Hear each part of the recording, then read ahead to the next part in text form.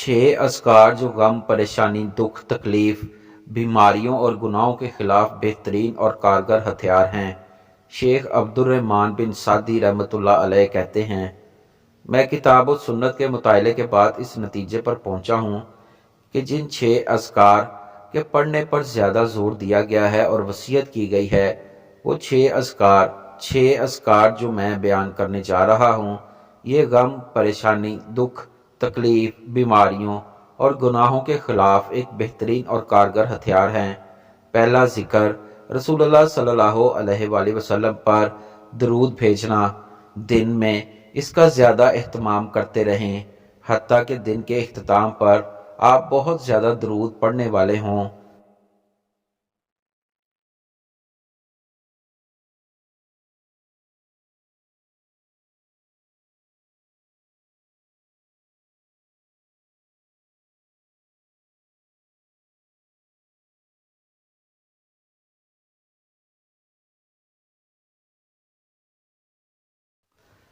सैयदना अबू तलहा रज़ी अल्लाह ताला अन्हा से मनकूल है कि रसूलुल्लाह सल्लल्लाहु अलैहि वसल्लम एक दिन तशरीफ़ लाए जबकि आपके चेहरे अनवर पर सरूर झलक रहा था। हमने कहा, हम आपके चेहरा अक़दस पर खुशी के आसार देख रहे हैं। आप सल्लल्लाहु अलैहि वसल्लम ने फरमाया, मेरे पास एक फ़रिश्ता आया और इसने कहा, ए मोहम्मद, तहकीक आपका रब ताला फरमाता है, क्या आपको ये बात पसंद नहीं कि जो शख्स भी आप पर दरूद पढ़ेगा, मैं इस पर 10 दफ़ा रहमत करूँगा, और जो भी आप पर सलाम कहेगा, मैं इस पर 10 बार सलाम नाजिल करूँगा। दूसरा जिक्र अस्तगफार, कसरत से अस्तगफार करना। अपने फारिग औकात में अल्लाह की तौफीक से अस्तगफिरुल्लाह का विर्द करते रहें। सैयदना अबू मूसा रज़ी अल्लाह ताला अन्हा से मरवी है, कहते हैं कि रसूलुल्लाह सल्लल्लाहु अलैहि वसल्लम आए, हम बैठे हुए थे। आप सल्लल्लाहु अलैहि वसल्लम ने फरमाया, मैंने जब भी सुबह की अल्लाह ताला से इस सुबह 100 मरतबा बख्शिश तलब की। तीसरा जिक्र या ज़ल जलाले वल इकराम पढ़ना। कसरत से ये पढ़ना चाहिए।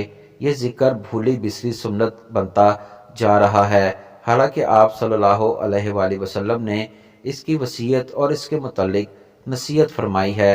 रसूलुल्लाह सल्लल्लाहु अलैहि वसल्लम ने फरमाया,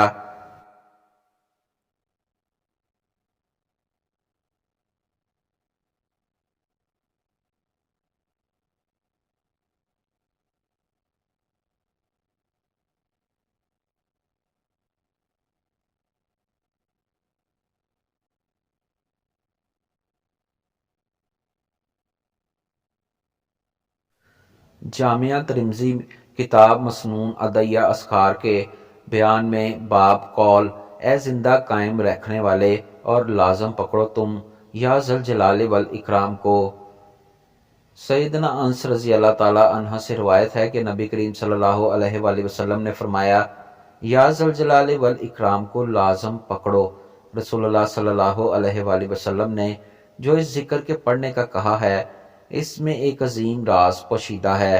या ज़ल जलाले के मायनी हैं बहुत ज़्यादा बड़े जलाल, कामल बुजुर्गी वाली हस्ती।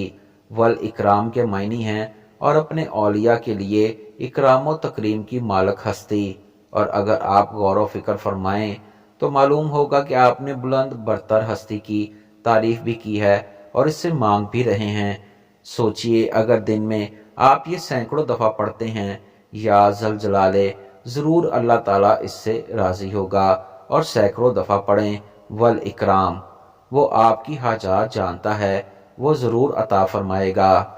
चौथा जिक्र ला हौल वला कुव्वता इल्ला बिल्लाह। इस कलमा की नबी करीम सल्लल्लाहु अलैहि वसल्लम ने अपने बहुत से सहाबा को ताकीद फरमाई है और इसे जन्नत का खजाना करार दिया है। अगर आप इस जिक्र पर मदो मत फरमाएं, ला हौल वला कुव्वता इल्ला बिल्लाह, आप अल्लाह ताला का लुत्फ़ो करम और इसकी अनायत फजल महसूस करेंगे। कैस बिन साद बिन इबादा रज़ी अल्लाह अन्हा से रवायत है कि इनके बाप साद बिन इबादा रज़ी अल्लाह ताला अन्हा ने उन्हें नबी अकरम सल्लल्लाहु अलैहि वसल्लम की खिदमत करने के लिए آپ کے حوالے کر دیا۔ وہ کہتے ہیں میں صلات پڑھ کر بیٹھا ہی تھا کہ نبی اکرم صلی اللہ علیہ وآلہ وسلم میرے پاس سے گزرے۔ آپ نے اپنے پیر سے مجھے اپنی طرف متوجہ کرنے کے لیے ایک ٹھوکر لگائی، پھر فرمایا کیا میں تمہیں جنت کے دروازوں میں سے ایک دروازہ نہ بتا دوں؟ میں نے کہا کیوں نہیں، ضرور بتائیے۔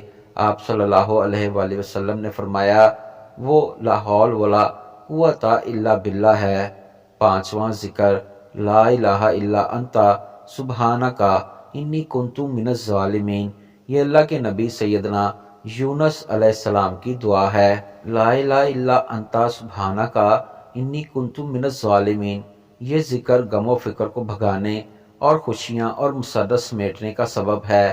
سیدنا سعد رضی اللہ تعالی عنہ کہتے ہیں کہ رسول اللہ صلی اللہ علیہ وآلہ وسلم نے فرمایا ذوالنون یونس علیہ السلام کی دعا جو انہوں نے مچھلی کے پیٹ میں رہنے کے دوران کی تھی وہ یہی تھی، لا الہ الا انت سبحانک انی کنت من الظالمین، کیونکہ یہ ایسی دعا ہے کہ جب بھی کوئی مسلمان شخص اسے پڑھ کر دعا کرے گا تو اللہ تعالیٰ اس کی دعا قبول فرمائے گا۔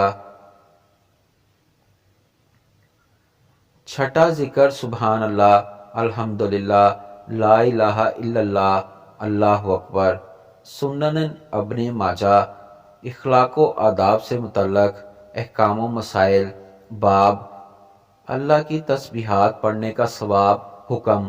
حضرت نعمان بن بشیر رضی اللہ تعالی عنہ سے روایت ہے، رسول اللہ صلی اللہ علیہ وآلہ وسلم نے فرمایا تم لوگ اللہ کی عظمت کا جو ذکر کرتے ہو یعنی تسبیح، سبحان اللہ، تحلیل، لا الہ الا اللہ اور تمہید، الحمدللہ کے الفاظ کہتے ہو، وہ عرش کے ارد گرد چکر لگاتے ہیں، ان کی ایسی بن بناہٹ ہوتی ہے جیسے شہد کی مکھیوں کی بن بناہٹ۔